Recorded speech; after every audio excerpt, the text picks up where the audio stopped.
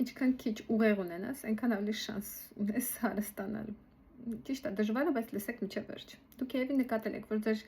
համադասարանցիները, որոնք դպրոցում լավ չեն սովորել, հիմա առնում են տներ, ավտոներ, բիզնես են կառուցում։ Բանն է անում, որ այսպիսի մարդիկ չեն տեսնում 20 հատ ելք խնդիրներից։ Իրենք մի հատ ճանապարհ գիտեն, ուղիղ։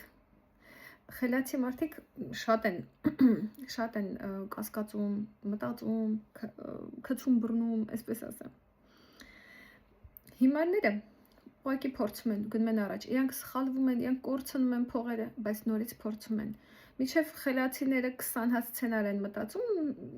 հիմարները 20 հատ սխալ են անում։ Եվ ամեն մի սխալը դա փորձ է, իսկ փորձը ռեալ կյանքում ավելի թանկ է, քան անալիզը, մտածելը։ Ինչպես ասում են, ավելի լավ է իդեալական գործել, քան թե իդեալական չգործել։ Ինտելեկտը դա է